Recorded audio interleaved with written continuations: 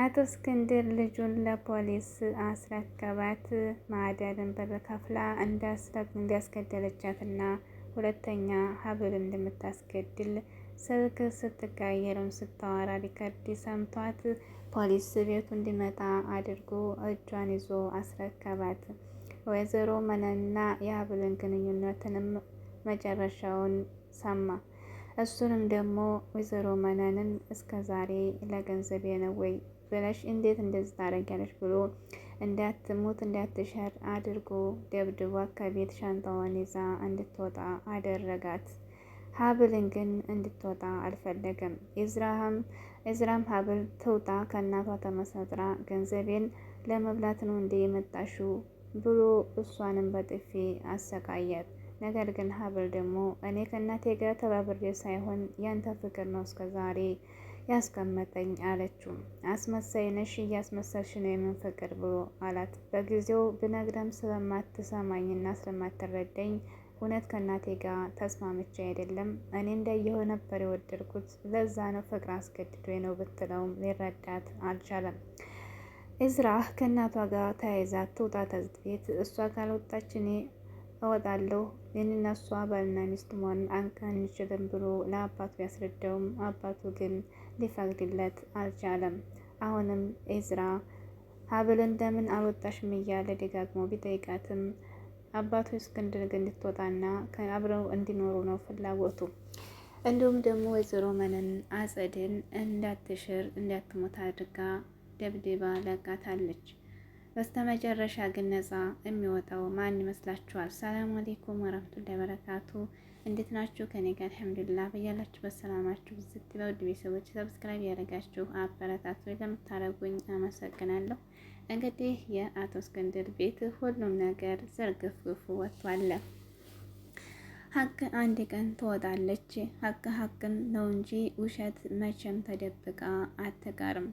እንግዲህ ሀብል እስከ ዛሬ ወይዘሮ ሜላትን እናቷን እየተከራከረቻት ኖራ ነበር።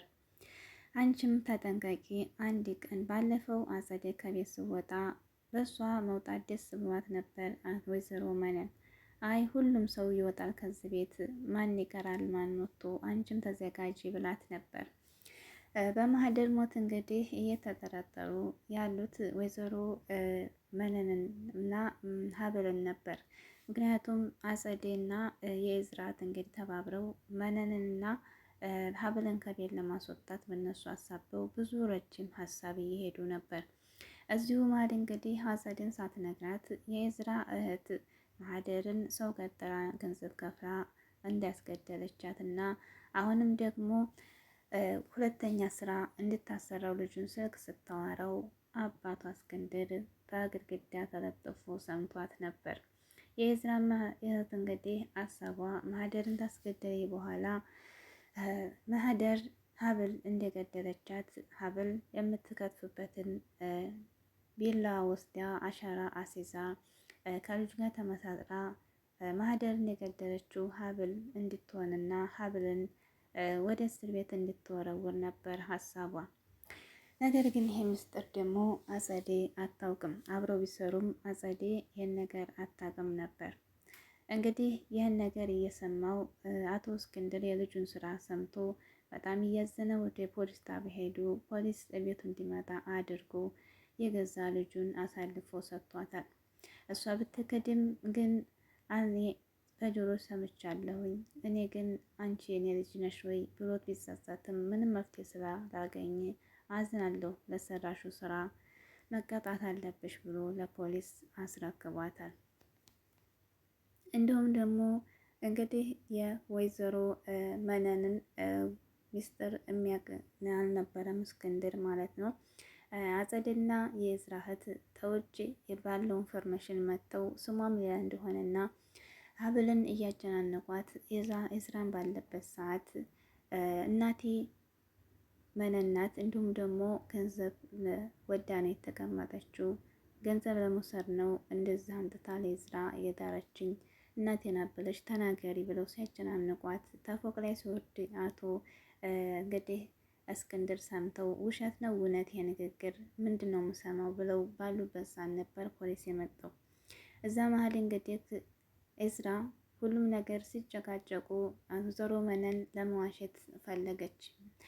አጸዴ ለምን ትዋሻለሽ? የሁሉ ሚስጥር ተወጣ አታምንም እንዴ ስራት ኤዝራ ተንስቶ እንግዲህ ሁላችሁንም ዝም በሉና ለአባቴ ትንገረው ሀብል ትንገረው ተብላ ሀብል በደስታ ይህንን ቀን ስጠብቀው ነበር እናገራለሁ ያለውን ነገር ብላ እኔና ወይዘሮ መነን ብላ ሁሉን ነገር ልትናገር ስትል ፖሊስ ቆረቆረ።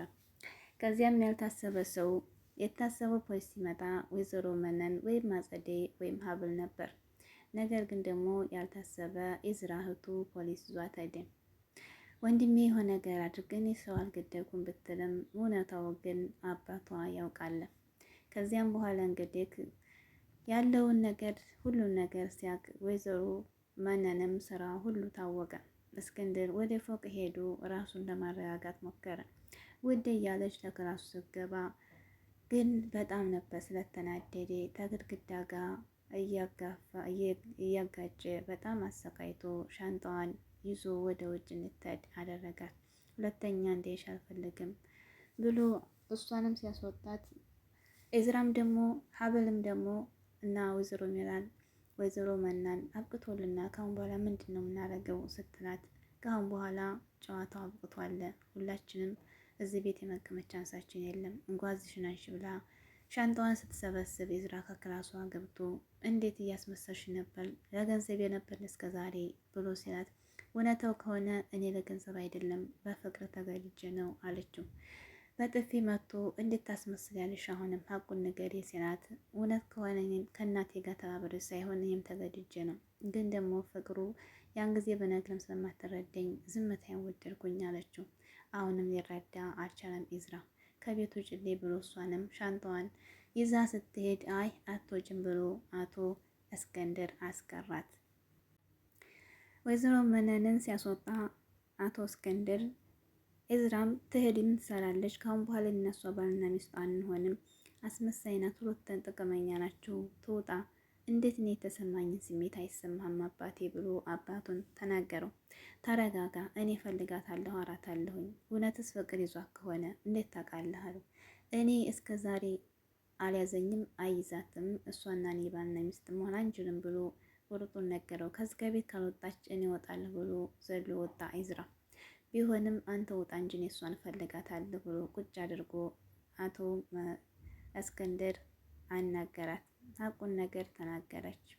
አዎ እኔ እንዳየሁት ነበር የወደድኩት፣ እኔ እንደዚህ ያለውን ስራ ተባብሬ አይደለም፣ እሱ ግን ስለማይረዳኝ ዝምታዬን ሰብሬያለሁ ብላ እያለቀሰ ተናገረች።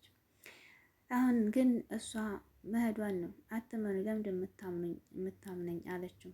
አይ እውነትሽን ከሆነ ሁለተኛ መቼም አትዋሽኝም አላት። ቢሆንም እሱ አይረዳም፣ መሄዴ ነው የሚሻለው ብላ ብትልም አይ አትሄጂም ብሎ አስቀራት። ኤዝራን አሁንም አባቱ ቆይ እስከ ዛሬ እናንተ ይሄ ውሸት ይሄ ነገር ሳይገለጥ መጀመሪያ እንዴት ለእሷ ስሜት አይኖርህም ነበር አልነበረህም ሲለው እስከ ዛሬም ኖረኝ አያውቅም ካሁን በኋላም አይኖረኝም ብሎ በንዴት ጥሏት ሄደ። በጣም ተንሰቅስቃ አለቀሰች። ፍቅር ከባድ ነው፣ ፍቅር እኮ ሁሉም ላይ አይጥልም። አቶ እስክንድር ግን ታባት በላይ ትበልጣለሁ አንቱ እያለች አሁንም እስክንድር ጋር ያላት ግንኙነት በጣም ደስ ይላል። ተስፋ አትቁረጪ ተናዶ ይሆናል እያለ አበረታታት። እንግዲህ የኤዝራ እህት ፖሊስ ጣቢያ ስትጠየቅም በፖሊስ ክዳለች። እንዲሁም ደግሞ የተባባች ያስገደለችውን ልጅዮም ስም ይጠራላት ፖሊሱ አላውቀውም ጭራሽ ስሙንም ዛሬ ነው የማውቀው ብላ ክዳለች እንዳለ። ለማንኛውም ተጠርጣሪ እንደው ስለሆንሽ እዚህ ነው የምትቀይሩት። አጸደ እንግዲህ ወታ ስትነግራት ይህን ሚስጥር አንቺ ነሽ ያደረግሽው ስትላት አዎ እንዴት አልሰማሁም ስትላት አይ አልነገርኩሽም በቃ እኔ ነኝ፣ ነገር ግን ያው የገዛ አባቴ ነው የሰጠኝ እንጂ አትሰማም ነበር ብላ ብትልም ግን አሁን ላይ መካሪሽ ጥሩ ነው። ምንድን ነበር እቅድሽ? ሀብልም ነበር ወደ ሀብል ነበር ማላከክ የፈለኩት ቤላው ተሰረቀውም ለዛ ነው ነበር ያቻት። አሁንም የዛ የገዳውን እህቱን ወይም ልጁን በዛ እንጠቀምበታለን። እንደዛ አስፈራተን ሀብል እንደገደለች አድርጎ እንዲመሰክር ወይም ደግሞ ራሱ እንዲገባ እናደርገዋለን። እኔ ሰራዋለሁ ችግር የለውም ብላ አጸደን ብር ከፈሽ የዝራትና አጸደ አሁንም ተመካከሩ ሀብል ላይ ለማጣበቅ። እንዲሁም ደግሞ ስትሄድ አጸደ መነንን መንገድ ያገኘቻት።